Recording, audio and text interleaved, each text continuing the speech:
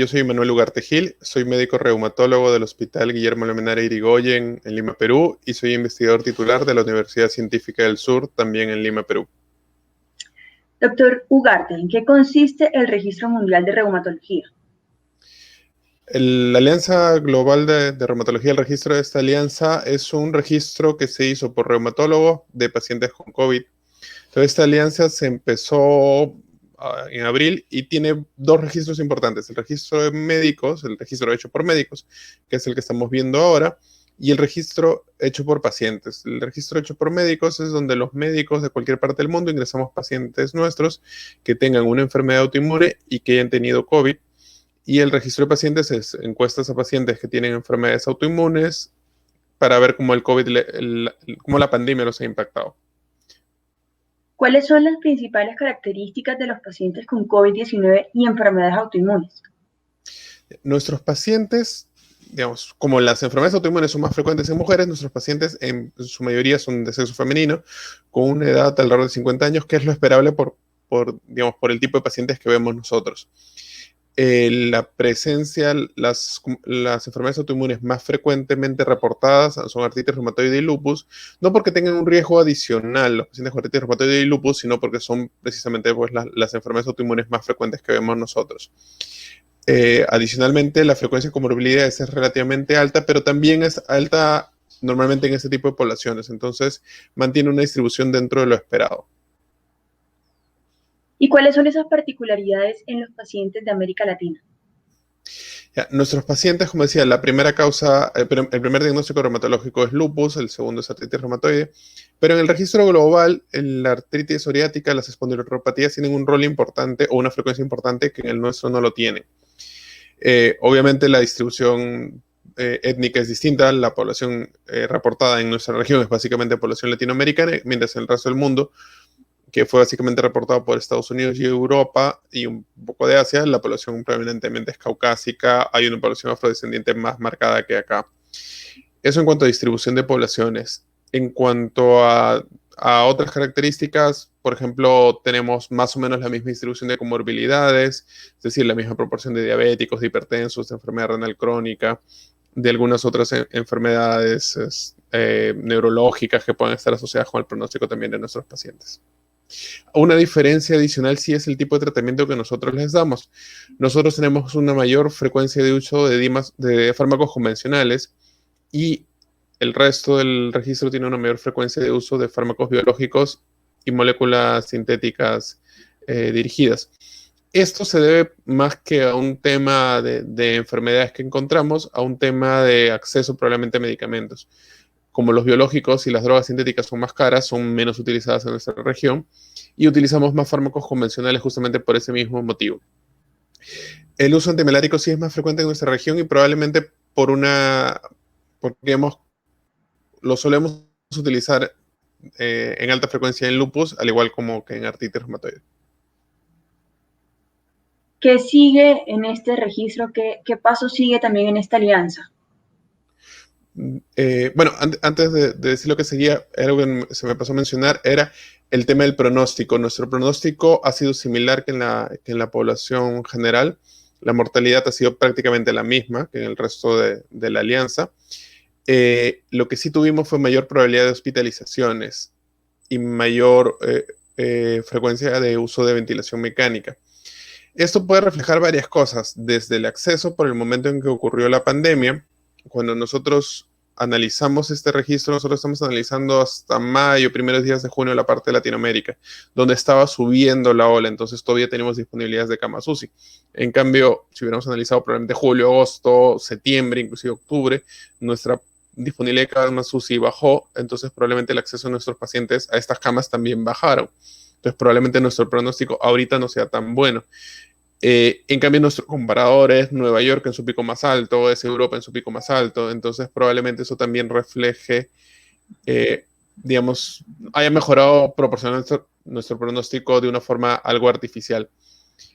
Sí es importante resaltar que, digamos, si bien es cierto, nuestro pronóstico fue algo peor que el paciente sin enfermedades autoinmunes, estamos hablando de alrededor de 10% de mortalidad y en general se asume que la mortalidad del COVID está entre 3 y 4%. hasta el momento, aparentemente, los factores de riesgo más importantes son las comorbilidades, es decir, el tener enfermedad renal crónica, el tener problemas cardíacos, el tener diabetes mellitus, más que directamente la enfermedad autoinmune. Los riesgos que se han encontrado con enfermedades autoinmunes todavía siguen siendo más bajos de lo que hubiéramos esperado antes de la pandemia. Y dentro de los fármacos que usamos, el uso del corticoide suele ser, se ha asociado a peor pronóstico, básicamente a mayor riesgo de hospitalización, en particular dosis encima de 10 miligramos. Eso también debería influir nuestra decisión de tratar de no subir más allá de la dosis, pero por ejemplo los fármacos inmunosupresores no se han reportado con un riesgo especialmente importante de complicaciones, entonces no debería ser un motivo para dejar de utilizarlos. ¿Qué debería venir más adelante? El registro de la alianza está pensado hasta el 2021, entonces deberíamos seguir ingresando pacientes. Cuando reportamos este análisis, si mi memoria no me falla, fueron 74 pacientes.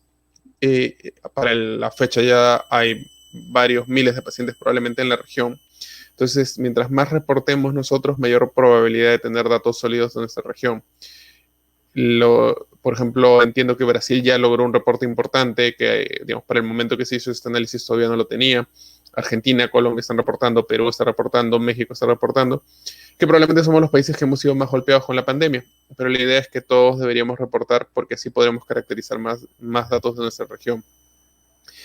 El registro de la alianza es una, digamos, oportunidad tanto para médicos como pacientes, como para poder ingresar su información, pero no es la única. PANLAR también ha tenido registros de información sobre médicos, de información sobre pacientes, porque la idea es que necesitamos conocer cómo nos afectó la pandemia.